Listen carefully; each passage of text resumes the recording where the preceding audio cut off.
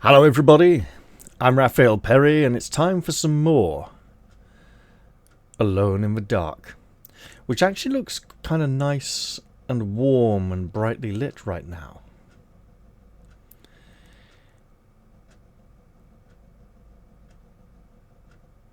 In the last episode,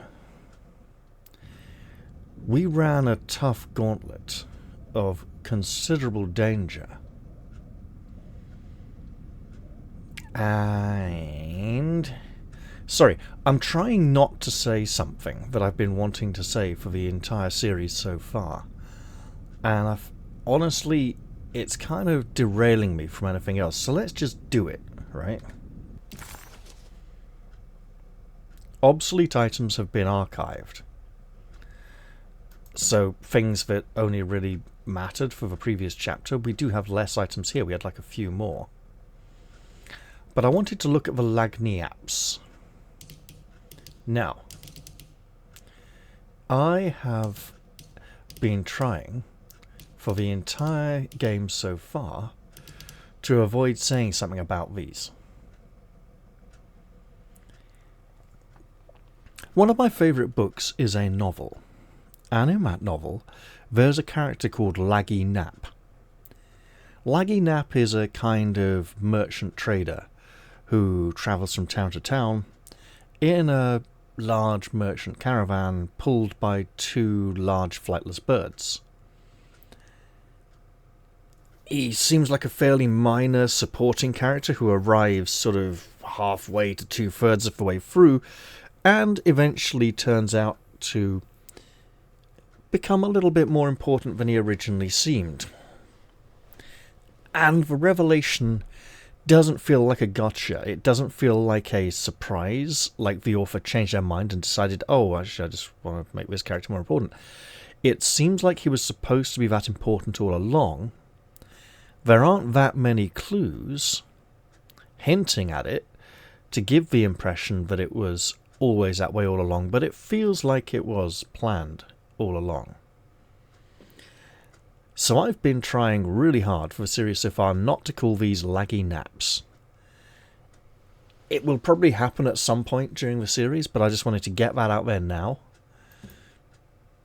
Despite making a fool of herself in front of Dr. Gray and Detective Carnby, Emily felt surprisingly invigorated. She felt absolutely sure that it was her manipulation of the talisman that had brought her back to Derceto. Jeremy mentioned two items in his commonplace book that somehow connected him to two more dreams, or whatever they should be called. If Jeremy had two more worlds open to him, then maybe he would hide there if he was scared. Or maybe he found a way to Terrawea, the place Jeremy so desperately wanted to visit. Excited to follow up on her clues, Emily set out to find the old clock and the boiler. Now, we should probably try to find some supplies to take care of Emily's flagging health. And what the... that was interesting. A rubber stamp, part of a lagniap. She just stole a rubber stamp from there. Girl, don't let this woman in a library. Okay, let's wait a little to see if anybody comes. Then we're going through that door and over to that table over there, presuming they don't. This looks like it's likely to be locked. It's not, and it will lead us back to the boiler.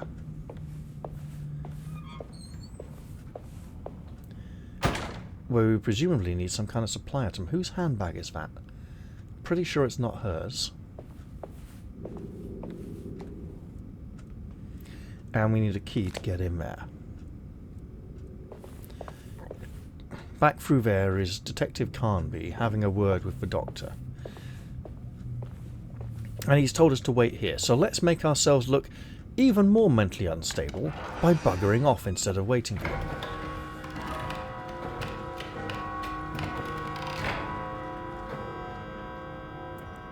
Okay, if ever there was a loud clock in this building,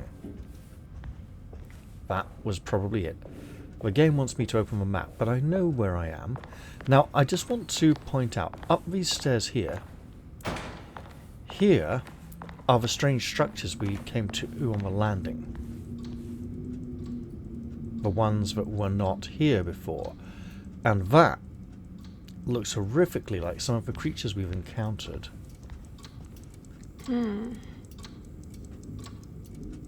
Is that it? I have wondered how much overlap there is between... So this is the room we've been in before.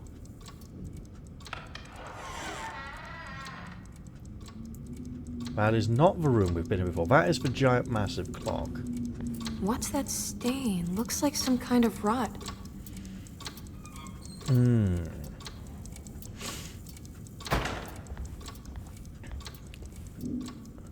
So the cutscene showed us going up the stairs, then finding ourselves, you know, going past these statues and through a door, and we were in the room. Is it possible...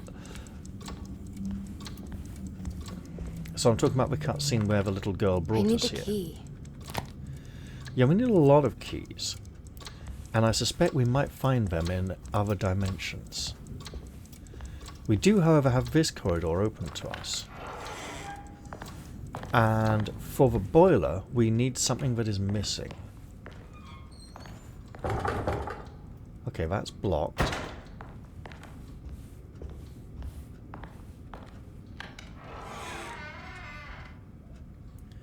Jeremy's room. All back to normal. Well, not quite. The painting's still gone. Because you stole it, lady. We need a key here. And there's something here. Oh! Emily's here. Now, why would that be? Has the little girl done a drawing of us and left it here because that's where we should be, where she saw us last, where she brought us? Well, there is something seriously wrong with those ears. They just kind of... Yeah. Let's just leave it at that. Play! Emily's here. Alright. Nothing else extra special. But what we... Now, I want to do that again. Look at this. First off, lost children. So these apparently unlocks the shotgun cabinet. Secret objective. Forbidden knowledge. Secret objective. So these do things, and we should definitely look at that. I'll do it again. See if you notice. We go in here, we click about, we do things. And when we're finished and we close the inventory, watch for it. See where my mouse is? Just around here. She puts her notebook away as if she was just looking at it, checking her notes. Now, let's check the unbelievable balcony. We can't go out there. The door handles appear to have been removed.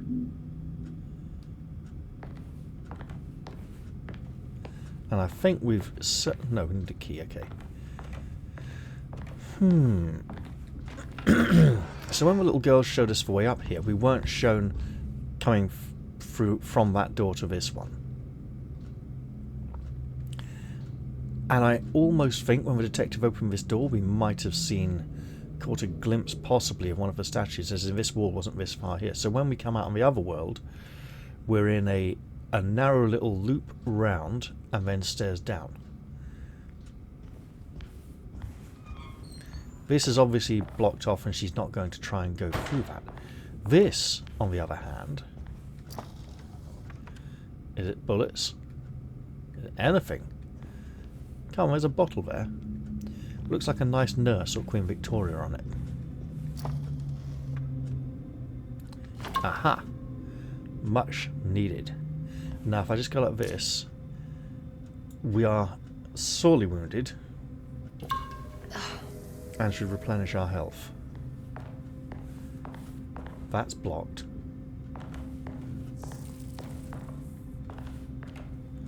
And hopefully we'll get to... And that's locked. Hopefully we'll get to put our gun away soon.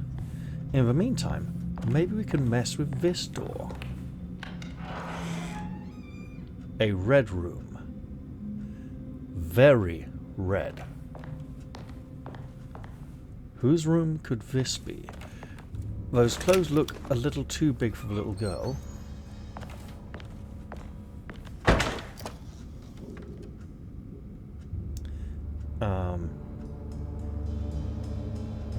Wrapped up books and paintings, pictures, bedpan,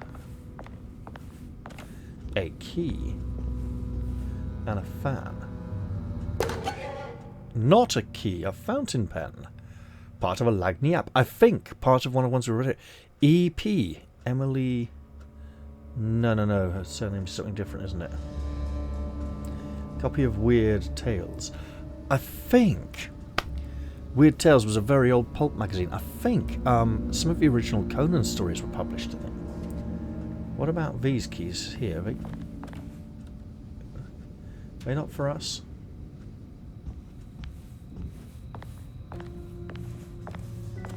A pair of rather large boxing gloves and a punching bag designed to look like a head and get knocked back.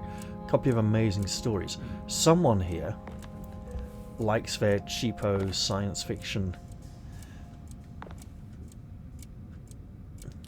A picture of man in boxing gloves. Posing picture of man in boxing gloves punching other man with boxing gloves. Possibly posed. Let's see if we've got two of... Yes, two. We have the rubber stamp and the fountain pen, which will apparently unlock a shotgun cabinet if we can get this sort of dog collar type device.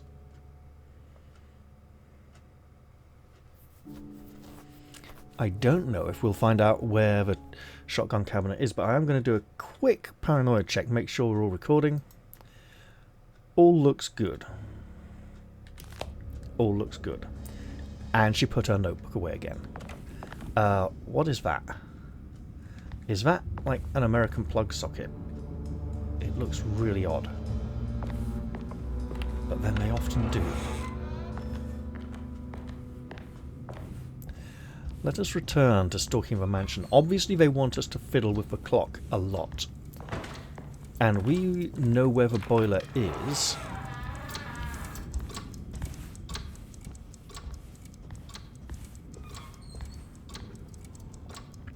So what was it? Virgo in the middle. Gemini slightly above it. Pisces I think was over on the right.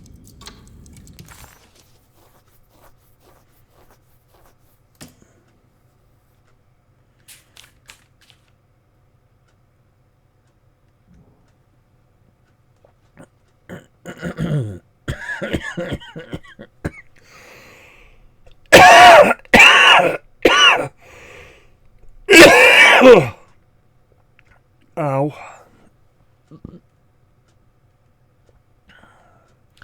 So this doesn't quite match up. We need to do this for the boiler downstairs. We're missing a piece of the puzzle.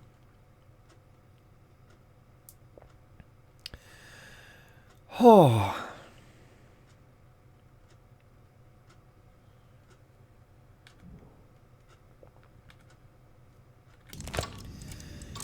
Let's see. This must be the clock mentioned in the commonplace book. Here we go.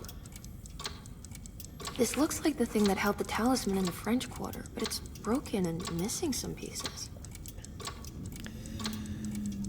Yes, it is. We can use the keys, but that doesn't seem to do anything. Nope.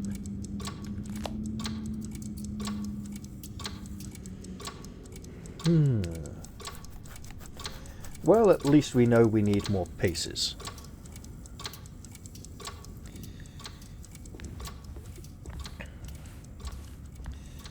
And the painting we want to find is in the other world.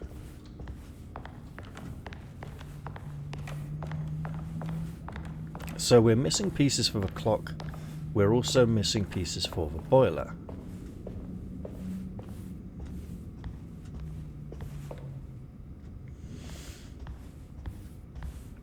Got a big bear.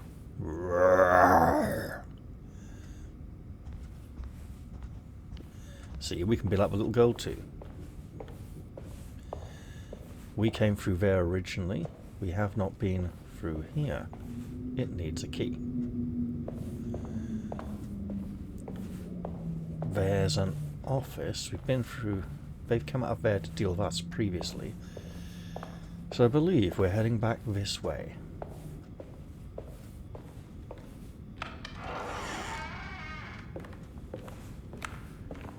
Apparently they want us to just jog to the end here.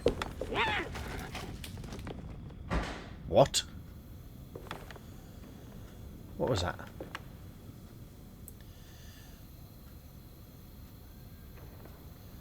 That sounded very bad.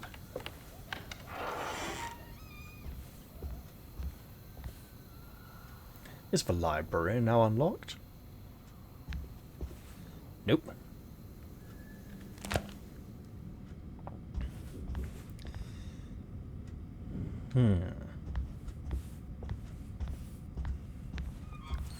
Now we've been in here before. This was someone's room. But this window, I don't think we interacted with that before. Oh, nice. The Nurse's Watch, part of a Lagniappe. Every time I manage to avoid saying it is a bonus time. Again, we need keys. Oh, you know what? Let's try.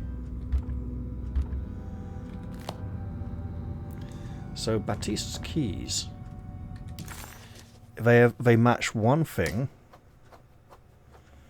two belonging to Derceto, one for the clerk's office and one for the library. Okay. Is the clerk's office way back there? Quite possibly. However, the library is right here.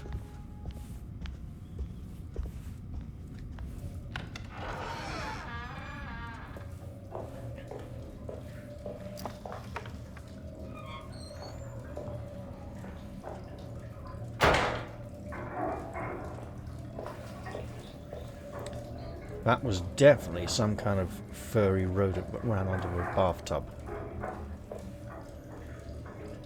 There's nothing of use here. Opening that did not reveal anything. I wonder if some of these empty containers would be less empty on different difficulty settings. If I go into the library, I may be involved in some manner of puzzle solving.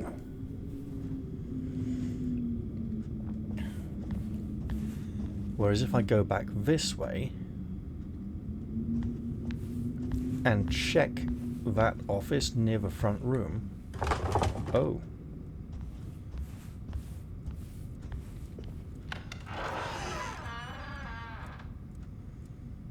I appear to be...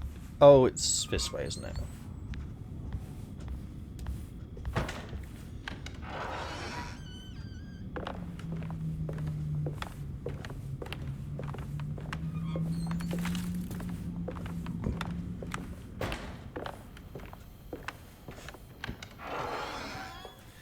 If I just take a little dash across here... I've been through here before because I've come out of here. And this is the locked door on which I should attempt to try and find the keys.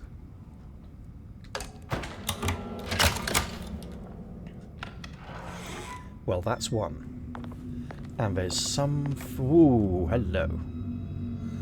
Well, let's see what we find. Repairing the boiler. It's a Saw clue. you notice in the boiler room. You should know Mr. Chance won't be coming back. I got no business being in there myself, but... You can take a valve from the wine cellar if you want to try to stop the steam pouring out. careful. And the wine cellar is locked.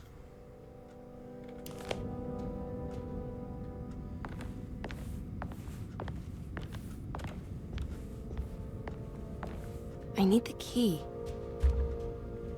Not this one, apparently. We've revealed a layer of mystery.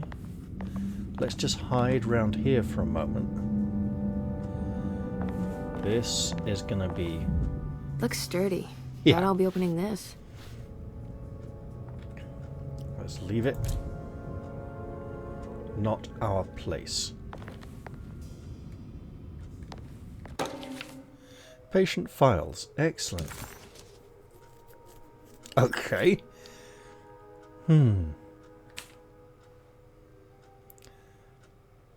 Name: Cassandra Beauregard.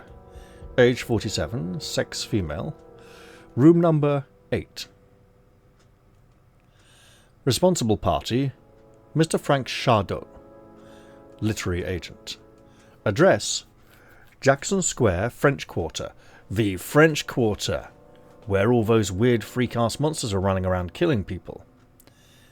Reason for admission: Cassandra suffers from writer's block and needs to finish her moving picture script before the end of June. Mr. Chardot suggests Cassandra's heavy use of barbiturates is holding her back and risks ruining her career. Personal history: Cassandra Beauregard is the beloved crime author who managed to pull herself out of poverty and into stardom. 5 years ago, she tried killing herself before jumping off a balcony. The incident left her a cripple and now relies heavily on her wheelchair. You know what? Let's listen. I presume this is the Doctor's voice. Let's listen and see if we get more of a feel for the kind of character he is. Cassandra Beauregard, the beloved author. Very exciting, isn't it? What do you want to put down for reason for admission? What her agent told us. Cassandra suffers from writer's block and needs to finish her moving picture script before the end of June. Mr. Chardot suggests Cassandra's heavy use of barbiturates is holding her back and risks ruining her career. And how should we summarize her personal history? Let's keep it short. Cassandra Beauregard is a beloved crime author who managed to pull herself out of poverty and into stardom. 5 years ago, she tried killing herself by jumping off a balcony. The incident left her a cripple and now relies heavily on her wheelchair. And for diagnostic impressions? Cassandra suffers chronic back pain following her suicide attempt. She self-administers morphine to keep herself ambulant, but has become addicted and the desired effect is now lost. The drug abuse clouds her mind, and she is unable to focus on real life. To save herself from this insight, she instead makes up stories to fill out the gaps in her own thought process, resembling the Korsakoff syndrome. Oh, bravo, Doctor. How will you treat her?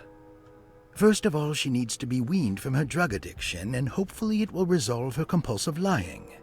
Then look into permanently numbing her pain in her back through surgery. Finally, deal with her suicidal thoughts. Fantastic.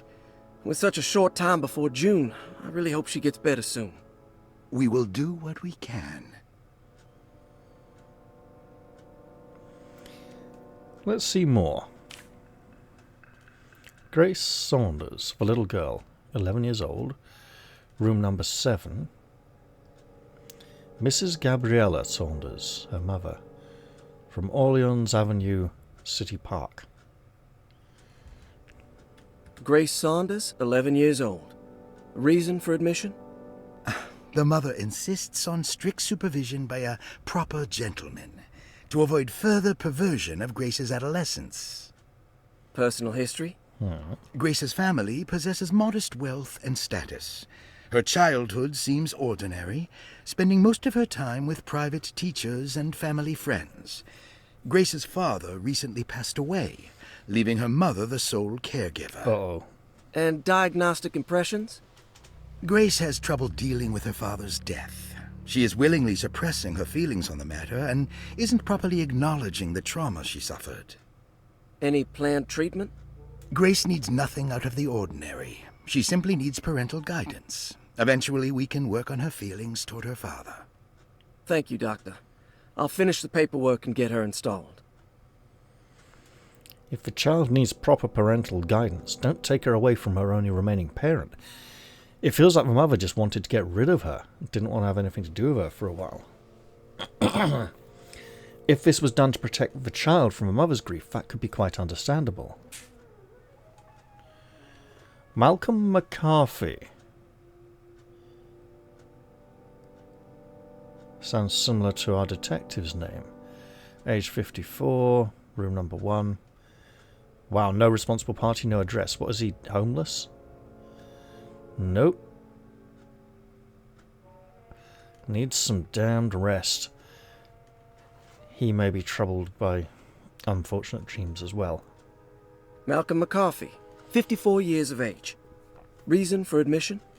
McCarthy admitted himself to Derceto, stating simply that he needs some damn rest. And personal history? McCarthy claims he used to work as a lawyer in Baton Rouge, but says he can't go into details because of some legal dispute. His background remains largely a mystery, except for the occasional clue that he drops in conversation. Huh. And diagnostic impressions? McCarthy is an anxious man and an alcoholic. He often tells half-truths due to some deep-seated inability to trust other people. And how will you treat that? McCarthy will take some time to open up. Spending time with Jack's dog or the child should be good for him. Their harmless nature will help build his sense of trust. Thank you, Doctor. Is the dog how we get the collar? Elisabetta Perosi. Age unknown. What, does she refuse to tell? Elisabetta Perosi, 33 years old? What should I put down as reason for admission? Well, Perosi broke into Derceto and was found wandering the grand parlor. She was confused and suffered partial amnesia. She insisted she belonged here and offered to pay for her stay. Right. What do you make of her story? Perosi claims to have been a member of the Astarte artist colony some 20 years ago. A claim that seems contrafactual due to her young age. She looks to be and even thinks she is 33 years of age. That would make her a child at the time. It seems fair to say that Perosi's story is untrue. But women can't be Space Marines. Or not. Diagnostic impressions? Do you have anything? Perosi's story is peculiar because she retracted her story about the artist colony. She no longer claims to be the same person as Elisabetta Perosi. However, my staff's research has confirmed there was a Perosi at that time who was in her early 30s. I suppose this case will take some time to investigate. How will you go about it? I wanted to contact the real Perosi, but it seems the whole colony disappeared one night. Yep, time travel. September 29th, 1915, during a hurricane. I will have to take it slow and figure out what this spell of impersonation could have been. Oh, I'm sure it will all clear up eventually. Thank you, Doctor. Well, Ms. Perotti isn't in Kansas anymore. And she's not a Space Marine. Ruth Talent. Not talent, but talent. Responsible party, Mr. Etienne Talent. The father. She's either been here a long time or her father's getting on a bit. Ruth Talent, 29 years of age. Reason for admission? Ruth's father wishes that his daughter be removed from New Orleans nightlife for the foreseeable future. He fears that her overly free spirit is tarnishing the family's reputation. Sounds simple enough. Personal history? Ruth comes from considerable wealth. Her family owns several hotels and restaurants. Unlike the rest of the family, her sense of adventure has taken her around the world, including France during the Great War as a photojournalist. The last decade, she has provoked many rumors of being a debauched flapper, bordering on nymphomania. And diagnostic impressions? Despite her father's frivolous reasons for her to be admitted, Ruth does seem to provide an interesting case. She is refreshingly open and doesn't shy away from talking about her life during the war or her continuous celebration after returning to the States. She is admittedly a sexual deviant and feels no remorse. And her treatment plan? Simply staying at Derceto should do wonders for Ruth. If not, at least for her family's reputation. Ruth doesn't need to change, but with therapy I might be able to share with her some sympathy towards her family. I doubt she will settle down and become as dull as the rest of them, but at least she might try to be more discreet in the future. Now, looking at these through a modern eye, most of the reasons for admission seem fairly trivial. Interestingly, the Doctor seems to be sympathetic towards her, right? Simply staying at Derceto should do wonders for Ruth. I think I've come across that in at least one of the others, which implies something about his turn of phrase, his attitude towards things. Ruth doesn't need to change. Doubt she'll settle down and become as dull as the rest of them. It's almost like the Doctor is as perverse as her, but keeps it discreet. Now, let's see. Basically, she's a slag, right? I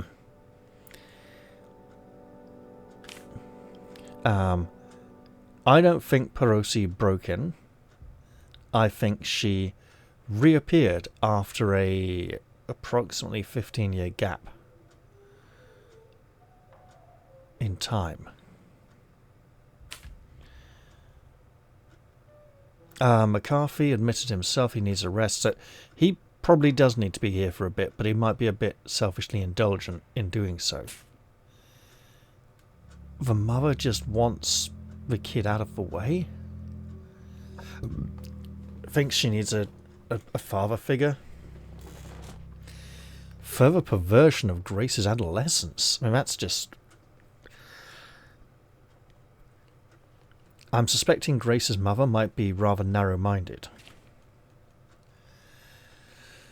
Cassandra in there because she's got writer's block and her agent wants her to finish this bloody script on time. Probably not her idea to come in here. Right. Interesting. It's all the patient files except for Jeremy's. Yep.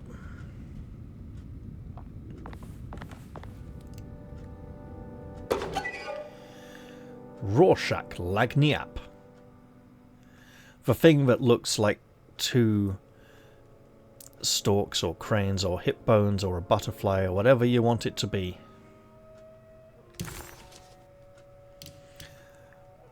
When it makes you worse. We might have seen something a bit like this before recently. Forbidden knowledge.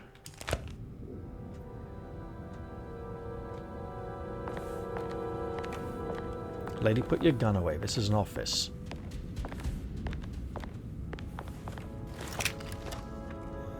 Aha! Room number 6 key. Do we remember? I think that's Perosi or Staff and Patient Directory. Dr. Elmore Lee Gray is Derceto's chief doctor. Accounting and all administrative work is handled by me, Paul Waits. Magdalena Thompson, or Mags, is responsible for the household. Jean-Baptiste and Charlotte Tabois are responsible for keeping the guests' medical regimens in check. Finally, Jack Chance is our gardener, who can occasionally be seen in the conservatory, but is for the most part busy outside. There are currently 6 guests at Derceto. Malcolm McCarthy and Ruth Tallant reside on the first floor.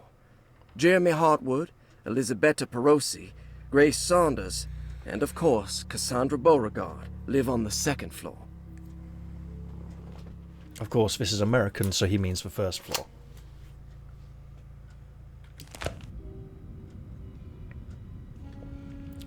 I must admit, when I was a child, it always felt odd that the ground floor and the first floor were not the same thing. And I wondered, I initially thought they were two different ways of saying the same thing. Then I realised that no, the first floor is the floor above the ground floor. Now, this makes sense if you have to climb flights of stairs, because it tells you how many flights of stairs you need to climb to get to that floor. First floor is the first floor you come to. The second floor, you go up 2 flights of stairs, you've gone past the first floor, you got the second floor. Then you climb a 3rd flight of stairs to get to the 3rd floor, and so on. When you're in a lift or elevator, it makes less sense for the floors to be numbered that way. And it makes more sense for the ground floor to be the first floor, because it's the first one you step in through the doors onto as you come into the building. Let's look at this. Broken plates, a clue, no less. Paul, you're right about the plates on the boiler and the clock. They have been sabotaged, and I think I know who did it. They have something to do with Jeremy's episodes and how he seems to disappear at night. Right now, it's important that you keep an eye out for any of the pieces. I want to find out if I can repair the plates. Let me know if you find any of them. Lottie. Tell Lottie to take a look at the well in the kitchen garden. I was literally thinking of that bucket in the garden. But how would we retrieve what's down there?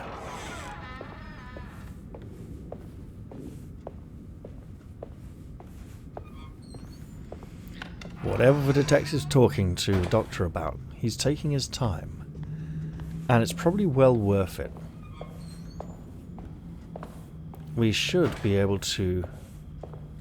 Now, is this a if we run it's weakened and might break, or a if we stand still for too long in the same spot it might break? Interesting that our view began to tilt from side to side. She is still banged up a bit. You know what, let's try the library while we're here.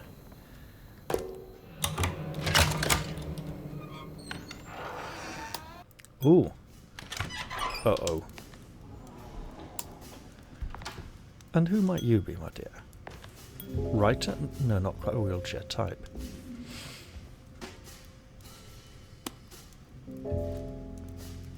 Ah.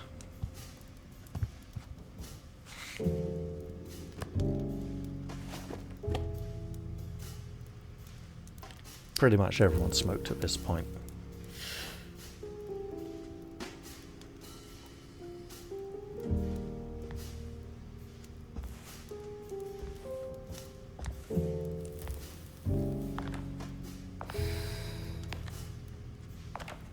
Good evening, Miss Hartwood.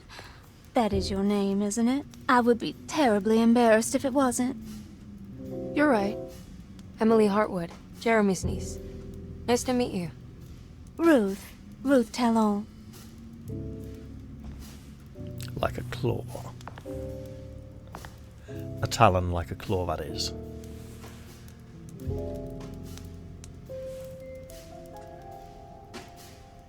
Is that Perique you're smoking? How terribly quaint. Maybe so, but I like it. Would you care to share some? That smell is making me feel very nostalgic.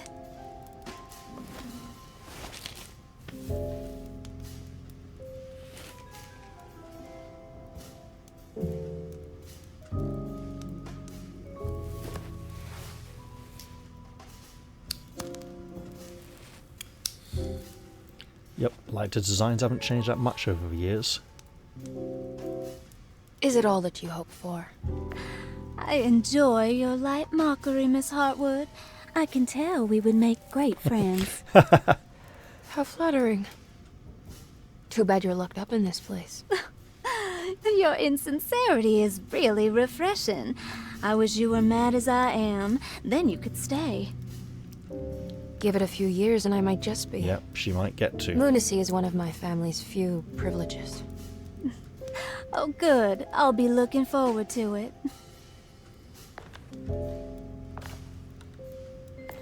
She is rather obsessed with that clock on the mantelpiece. You don't know anything about what happened to Jeremy, do you? Everyone here is really strange, and it's hard to know what to make of anything you hear. Occasionally, it sounds quite exciting, though. Good versus evil and all that. I'm sorry, but I don't think I have anything useful to share. It doesn't matter. Thank you for the much-needed break. Bon voyage. Do we get to explore the chamber a little? Perhaps pick up a few more clues, or are we going to end up outside it once again?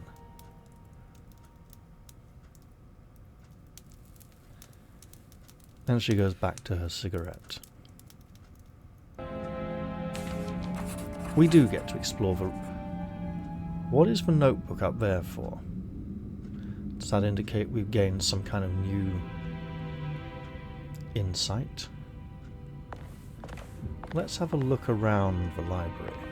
I believe this is the door through which we entered. And there's another behind. Lost Plantations of Louisiana. It's a clue. Lost Plantations of Louisiana. Thierry Briclot, 1917. Derceto was a small plantation on the eastern shore of Lake Pontchartrain. The land was considered difficult for industry and was sold for only $30 to Elijah Pickford in 1818. Pickford employed hundreds of workers from nearby New Orleans to clear the woods and build a small plantation mansion facing the lake with a striking Greek Revival temple facade. Derceto kept a modest production of barrique tobacco and indigo that persisted up till the Civil War. During the antebellum era, Derceto was the source of many rumors concerning voodoo and witchcraft. People who traveled the lake reported seeing people dance at night in front of bonfires, bleating and wailing. On June 17, 1862, Captain J.W. Norton of the Union Army recounts leading a raiding party from ships anchored in Lake Pontchartrain in order to seize control of Derceto and free the slaves working there. The captain was surprised to find the workers fighting back with unprecedented zeal. Norton's account describes these men and women as enraged with fanaticism. Pickford reportedly tried to placate the raiders, but was shot in the confusion. Captain Norton left the mansion burning and retreated to his ships with his men. Derceto was left in ruins for several decades. The ownership of the land was long disputed and returned to the Ledoux family in 1901. Several police reports were filed during the following years as the Ledoux tried to get rid of a camp of squatters on their land. The police made several visits to remove the trespassers, but the people kept returning. On November 1st, 1907, Inspector Legrasse of the police charged a deadly attack in order to save several children kidnapped by the squatters. Many were killed, and even more were jailed. The following year, Ledoux rebuilt Derceto, incorporating the surviving stone foundation and adding a magnificent wrought iron conservatory. The farmland had been reclaimed by the surrounding woods, so it was no longer profitable to use as a plantation. Instead, the house was turned into an artist's colony.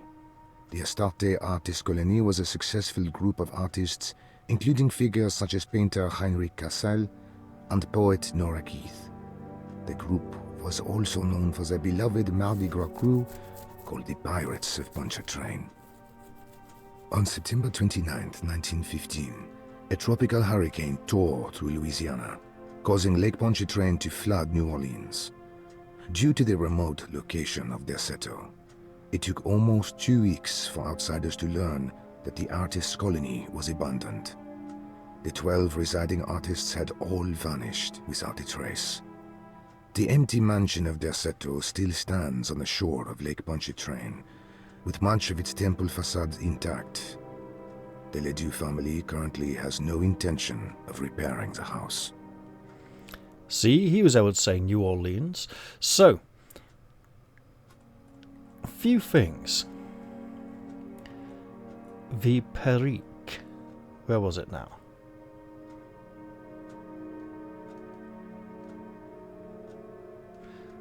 No.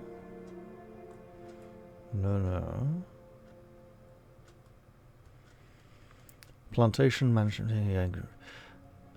Modest. Right. Derceto kept a modest production of Perique tobacco and indigo that persisted up till the Civil War. So, Emily is smoking the same kind of tobacco that used to be grown here, which is what I think the girl meant when she Miss Talonclaw, rip your face off, grip and hold tight, never let go. She might have very long fingernails. She detected the smell of the local tobacco and said, how quaint. This ties into the fact that Emily's family all go mad and end up here, or end up in some kind of nut house. Almost like it's foreshadowing the fact that she has a future here. Next up, we got the fact that it is like a temple to, a temple to a cult, basically. And the slaves and servants who worked here were obsessively loyal. There were some squatters. This artist colony came in, including figures such as people we've never heard of, but those people may be relevant to the story. The Pirates of Pontchartrain is a Mardi Gras crew. Isn't Mardi Gras just for a week every year or something? But this may be relevant to one of the dreamlike places we can visit. The family has no intent of repairing this thing because it's like sacred ground, like it's like a sanctuary, right? They want to just leave it I would say in the state to which it's been accustomed. Maybe they just don't want people coming in and messing with the place. Are you reading anything good?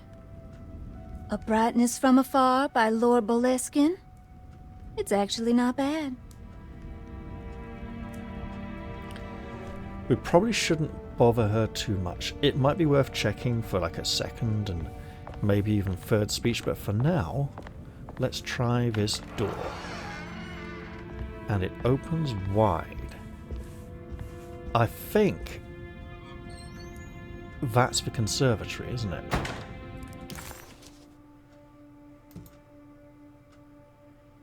Yes, it is. And from there we can get down into the garden without having to go through the cellars, which we will probably want to do. There is more in the library and small parlour.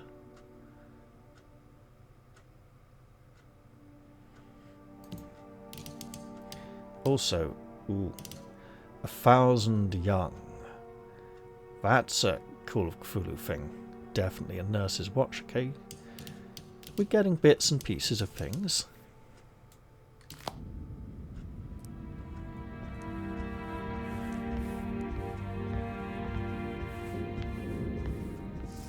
Most importantly, this would be where the shotgun is.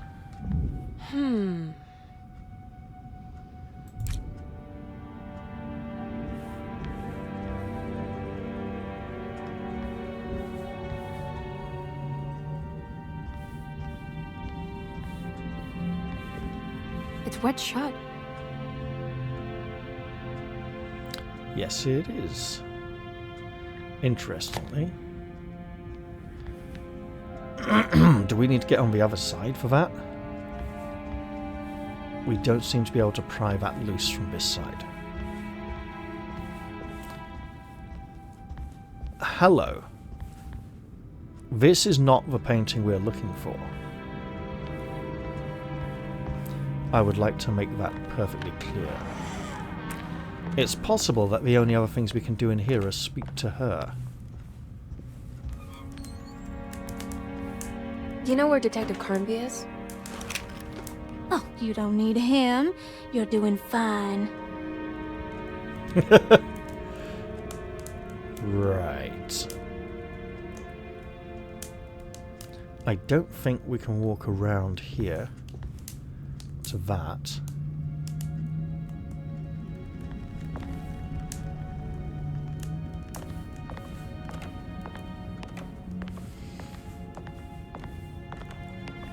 It would seem that interacting with the patient is the main thing we can do here in the library. Now, why would we want to go back this way?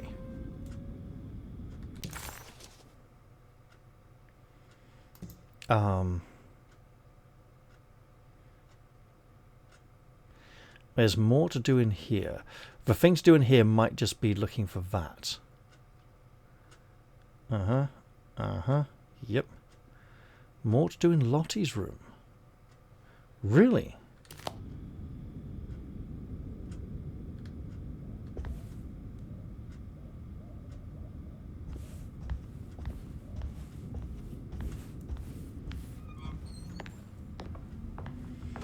The locked box.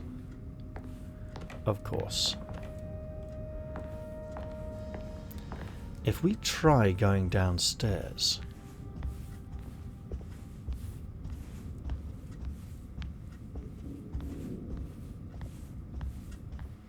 and I do mean try. There may be someone down here now. We might meet them and speak to them. And because we've established Emily has quite bad eyesight, let's turn on her light.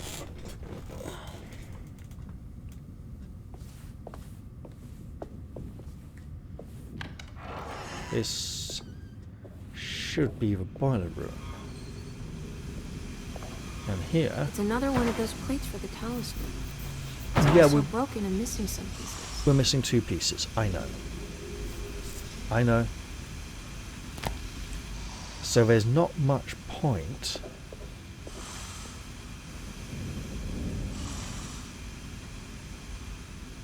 Now wait. Wine cellar for the valve, right? Oh, look at that now. This door is locked. It was not locked before. So we do have to go through the library to get downstairs again. I see. Which means that maybe, if we're really lucky, this will not be unlocked. Chances are the key in the well in the garden... I need the key. The bucket in the well in the garden contains the key for this. How would we get to it, though? Possibly with something from the shed. The ladder has been moved and is now leaning up by the side of the shed.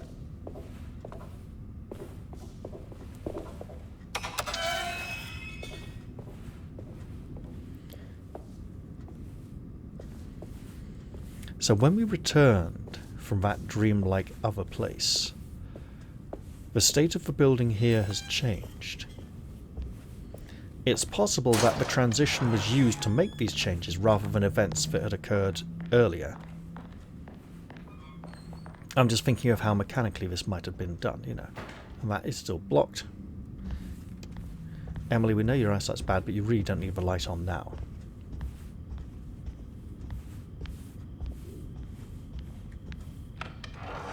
It's also entirely possible... Nope.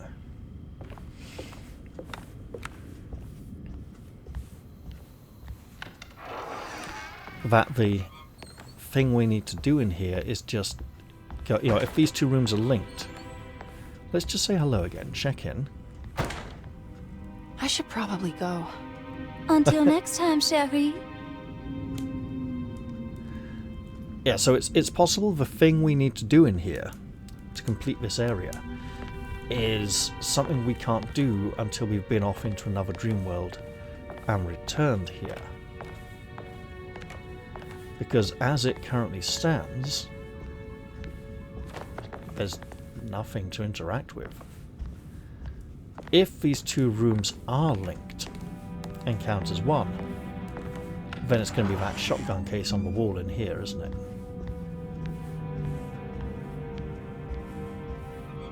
This cabinet cannot be opened. Nothing on here for us?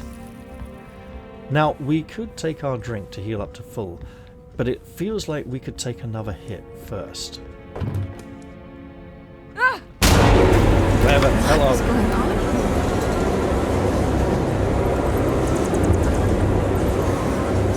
Okay. Can we? Nope. This is really bad. Oh, no, try this. Nope.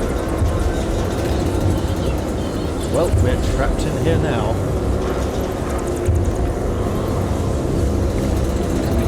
Nope, it's coming out of the fireplace. We don't go into the fireplace. This is horrific. And not what we expect. Key? Bolt cutters. Excellent.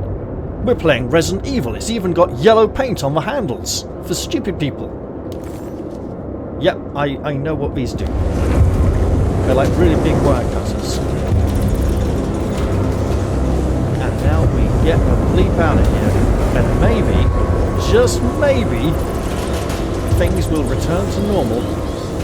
How do we, W and S, like the other menu, okay.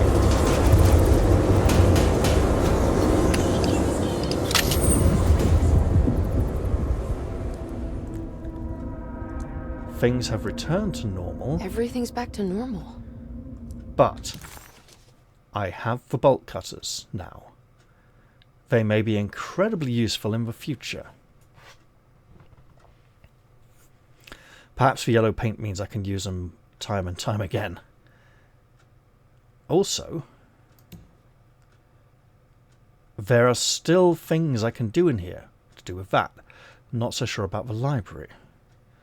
I could go talk to her and say, hey, that room really freaked me out right there. And she'll be like, what are you talking about?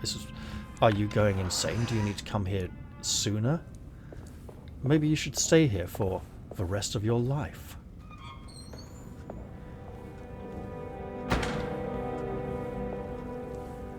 So we're back in here. At least this... Ooh. Little bit of visual lag there.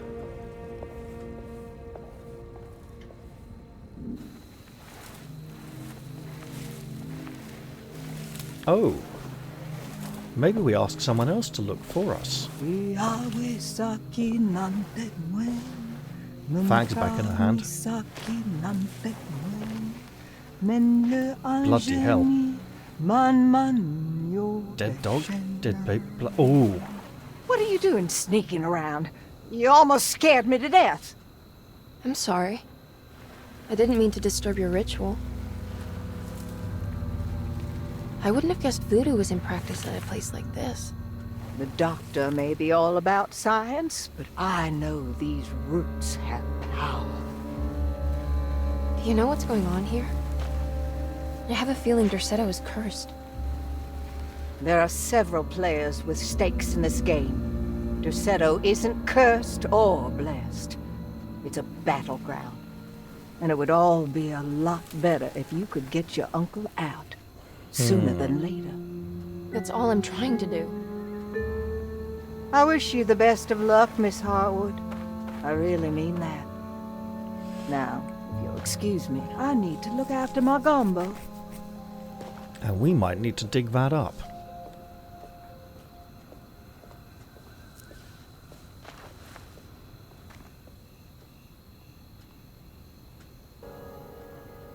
With a tool from the shed. Or one that's right there. So it has occurred to me, I don't know if I mentioned this last episode, I might have done, that whatever the Dark Man is up to, it's likely to be some ancient plan. Ooh, hang on.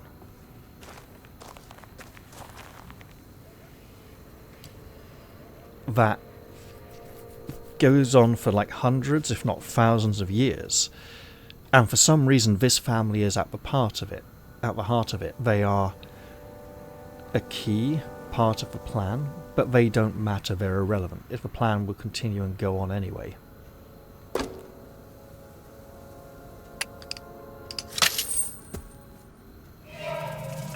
It worked. I probably should not have done that. A water hose, not a rope. There we go. Ah, what's this? Could possibly be used as one in a pinch. Another wooden mallet. Like it. And a ladder.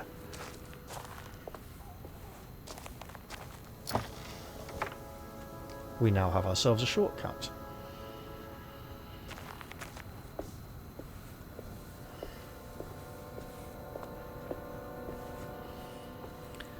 We may need to disturb this voodoo ritual, dig up this thing, or just, it's not buried yet. A mummified cat, because of course we want to carry that round with us. Beasts of burden, forbidden knowledge, okay. We're getting there, and we're close to 1.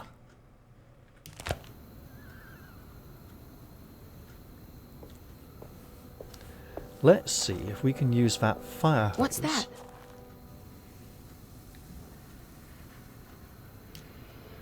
Now the bolt cutters are gone.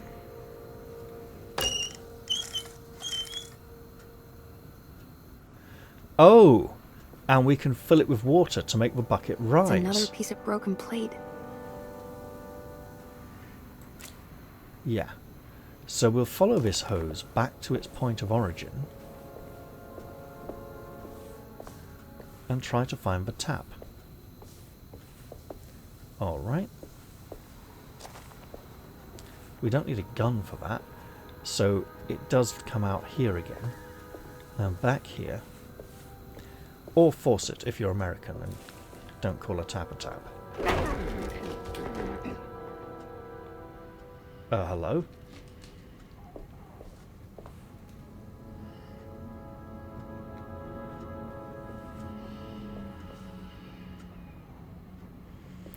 Are they just painted on in luminous paint?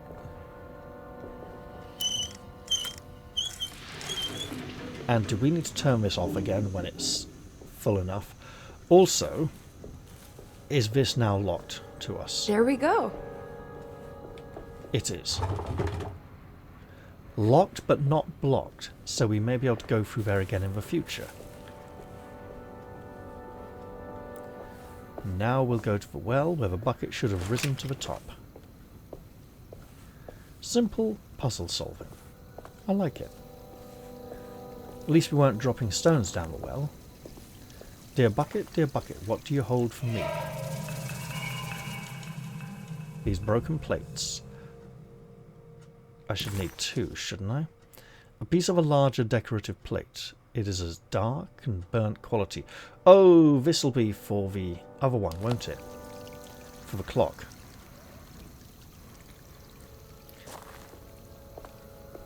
So it seems we must be doing the clock first, before the boiler.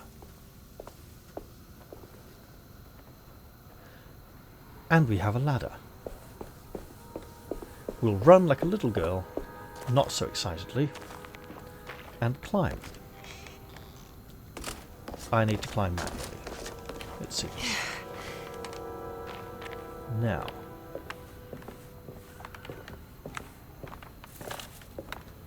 I'm paying attention to the sound of the board underfoot because of the rot spreading through the building.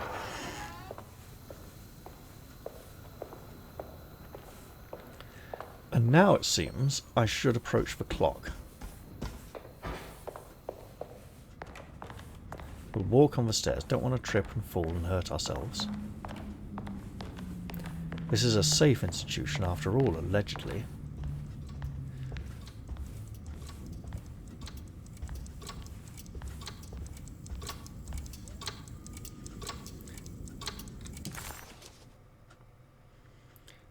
Before we look, the commonplace book. So, I'm not sure I can remember every one of these symbols, but if we look at it as a spiral, that might just help.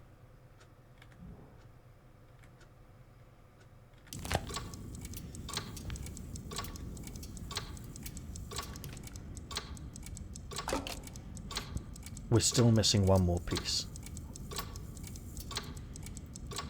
A spiral with a pattern. Yeah. Not sure where we're going to find that.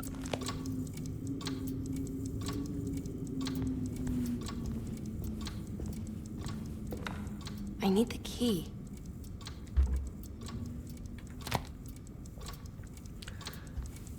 Where is room 6? Now, wait. Room 6 is the old woman who... time traveller, right? Not the...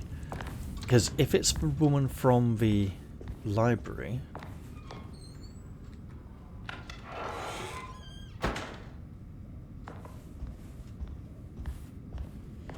would help if the room numbers were on the doors. So I was actually thinking, if the woman from the library's room is empty because she's not in it, we could go in there. That's blocked and looks very fancy.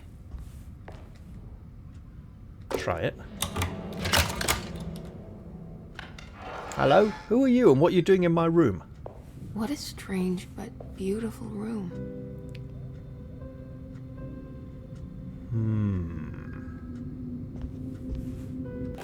Don't get in my bed. I must return. I did it. I crossed the thresholds to my intended destination without a focusing device. Oh, this is Jeremy, isn't it? It's more like, I did it. I crossed the thresholds to my intended destination without a focusing device. My talisman now knows these roads, and I have no need for the plates. I can find my way to Lafayette as easily as I find my own room. I have visited the grave of my father and seen the oven waiting for me. The oven? He's going to be cooked? I did it. I crossed the thresholds to my intended destination without a focusing device. My talisman now knows these roads, and I have no need for the plates. I can find my way to Lafayette as easy as I find my own room. I visited the grave of my father and seen the oven waiting for me. Thank you for opening these doors. I now must summon my courage and go back to that hateful mound outside the oil rig. I hope you'll be feeling better when I return. Jeremy. So is this some kind of Hansel and Gretel thing, or... I want to check something.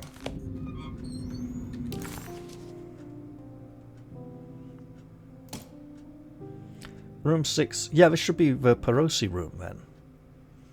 She seems to be not here at present. She must be somewhere else in the building. So this was written for her. Are these zodiac signs? Yes, they are.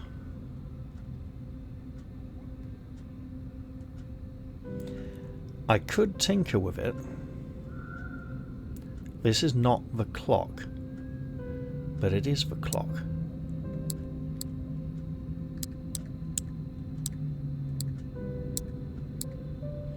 Okay. So we got what? Libra, I think Leo, Gemini, Taurus, Aries, Pisces.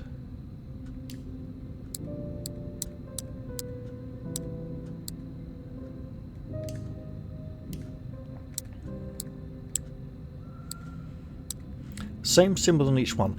This cannot be the clock puzzle.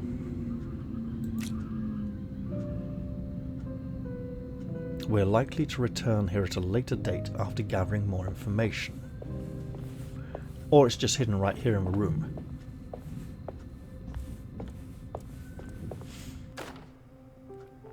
Right here, in fact. Will I need to remember how to get them out again? They are locked up for good reason.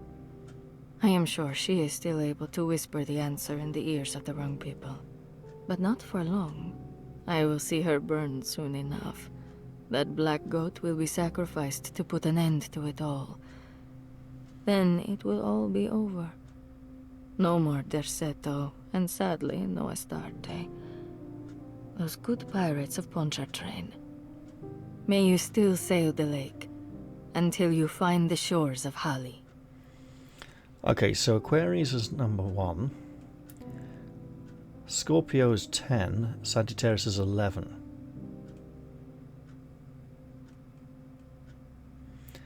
So yeah, on the others we got 12, 1, 2, 3, and 5, and 7. In case that matters for the clock as a clue. those signs are not... They don't match the ones on the lock there. The Astarte artist colony. I'm pretty sure they had a Mardi Gras crew called the Pirates of Pontchartrain when I was a child.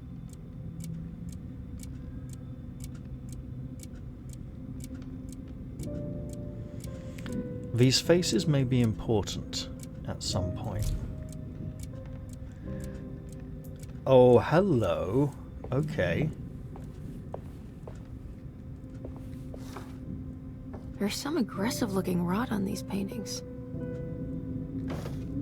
So I'm trying to match...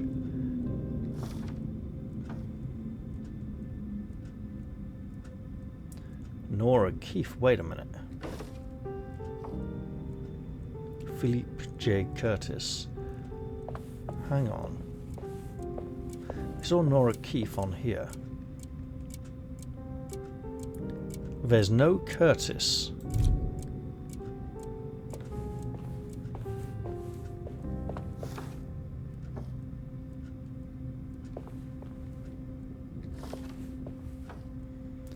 Brian Gumphrey, not sure about that. Let's Franklin Mossig. William Arges and James McMahon.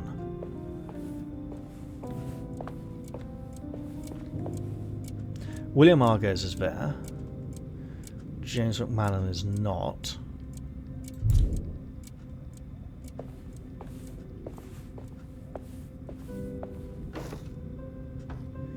Franklin Mossig is. Brian Gumphrey, I believe, is not.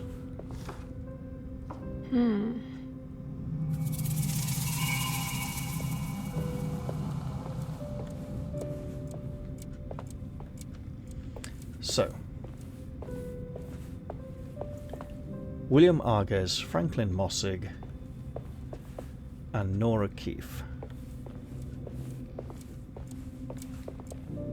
William Arges is there, Nora Keefe is there, Franklin Mossig is there. Wait. 289. Hello.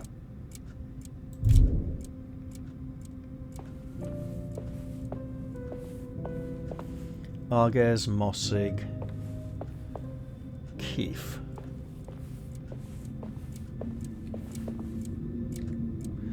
Arges 2, Mossig 9, Keefe 4, 294. So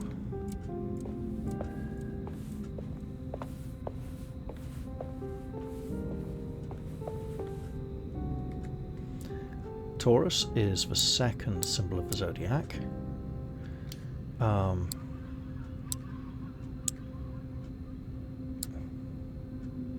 That won't do.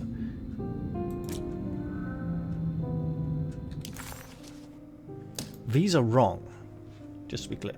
So if Pisces is 2, 10, 11, 12, 2, 9, Pisces, Libra, Taurus. In other words, back as you were. No.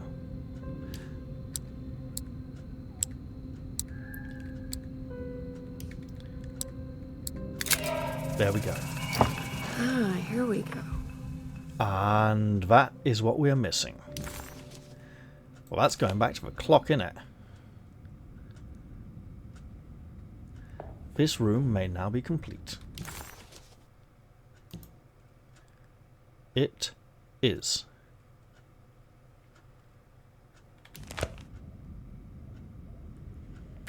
Well then. Let's make our way out of the door and hope we don't run into any orderlies until...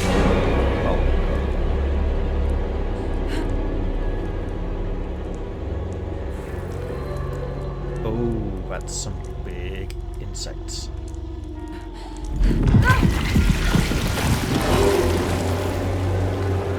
Monsters. Run like fuck, lady.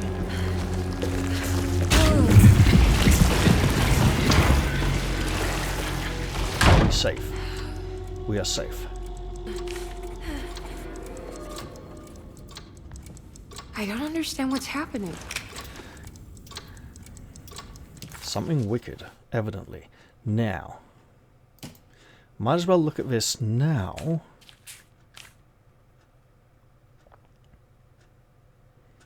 So, across here. Okay, triangle that way, circle. Got it.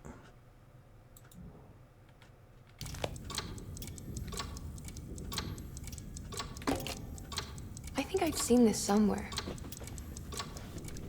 Yep, you certainly have, lady. Can we rotate the pieces?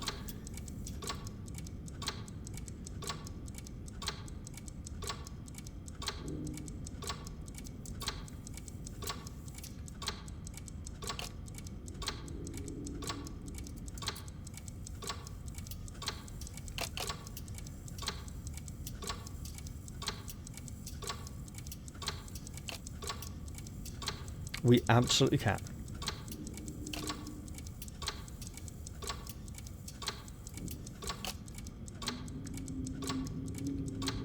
There was something in the commonplace book about this. Yeah, I'm working on it, lady.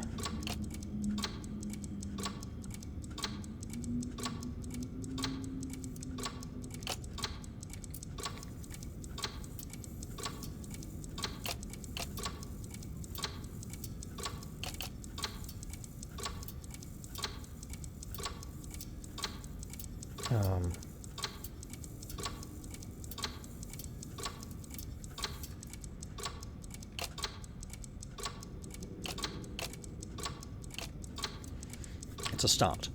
Now, does that... I can't get my mouse visible on screen. Okay, so...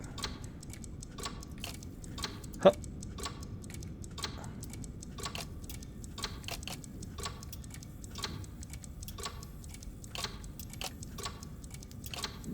Are we close? Ish. Okay, let's try this.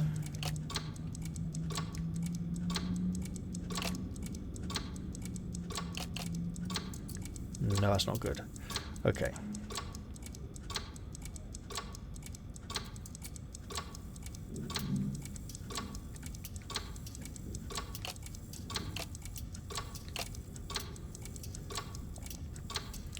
So, how about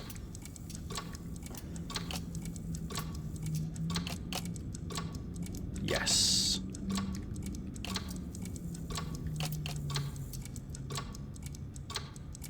Ah. Nope. And then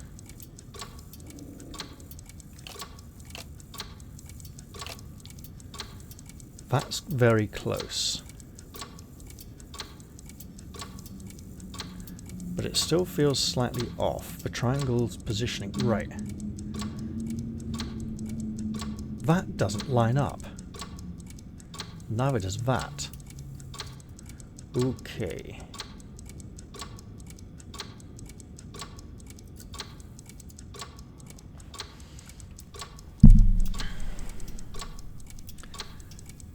So.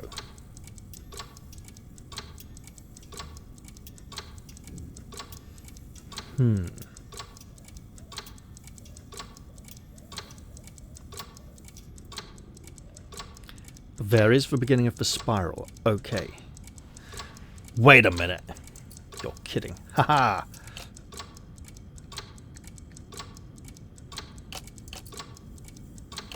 Mm-hmm.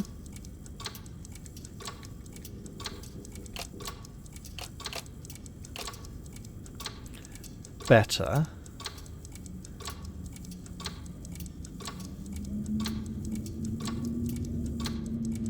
So now we've got the start of the spiral up here.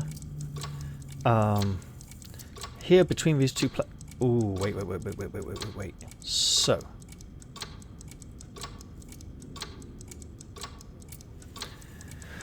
So what is wrong here? I think I'm going to have to back out.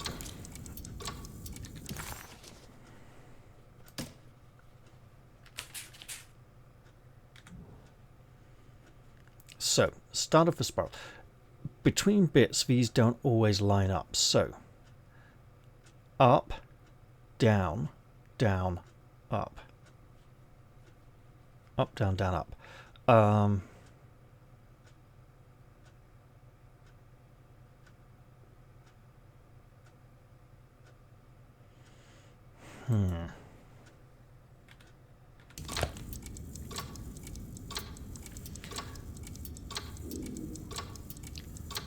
Up.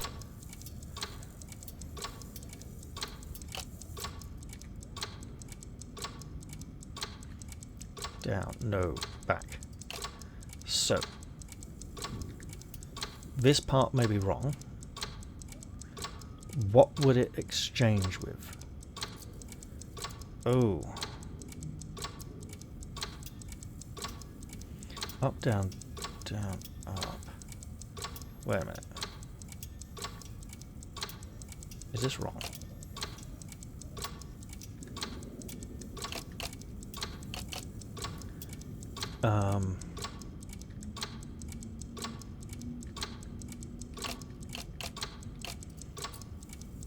Oh, that's wrong. That's very wrong.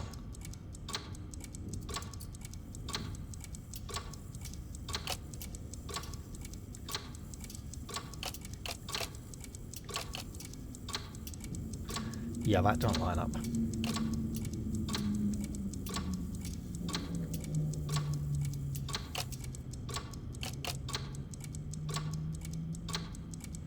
That definitely doesn't line up.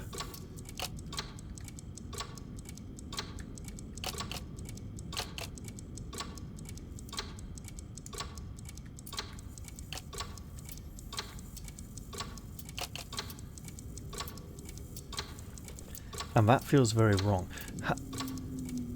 Up, down.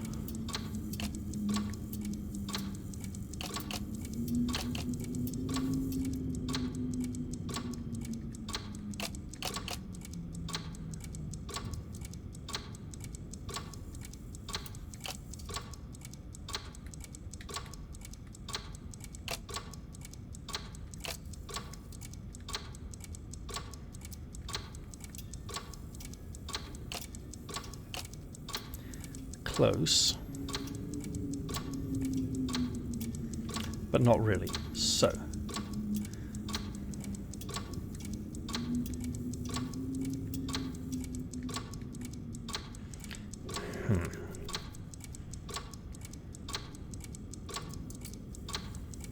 hang on. This is incredibly stupid.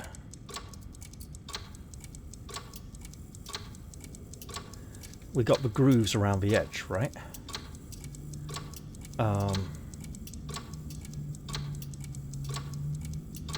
This does seem to line up with this reasonably closely. This does not.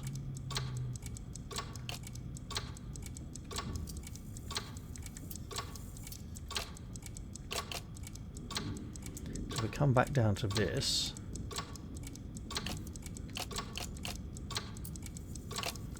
That's clearly wrong, don't worry. So we've really only got 1, 2, 3, 4 tiles to mess around with.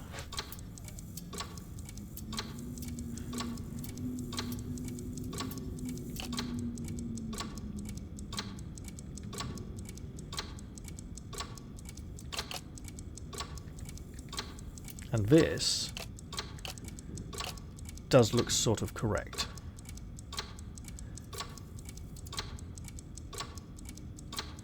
Except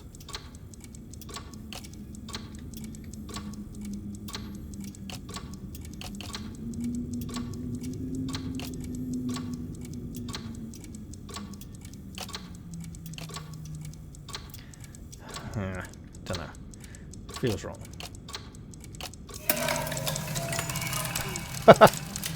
Except it's not. The clock just stopped.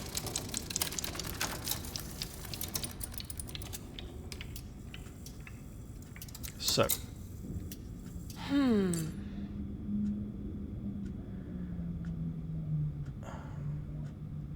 Wait a minute. Switched it. Oh, you.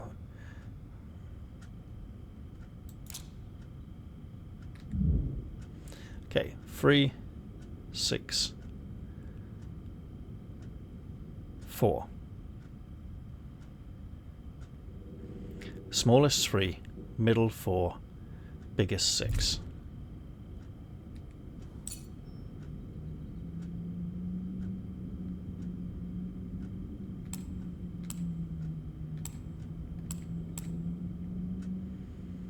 So.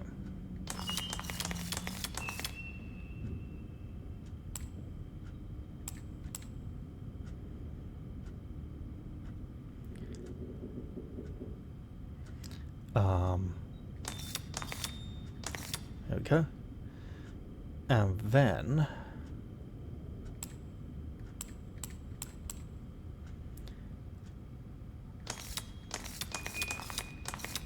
there we go. Oh no. It's showing me something. That's just the hallway outside Jeremy's room, isn't it? It is, and something appeared there. Game? Right. For some reason the camera wouldn't rotate there.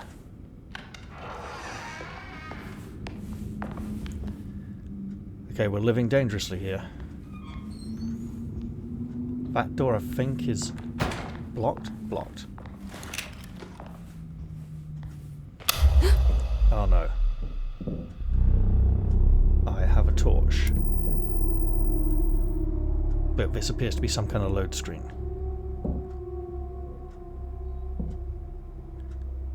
My torch has turned on correctly while the screen was loading. Oh no.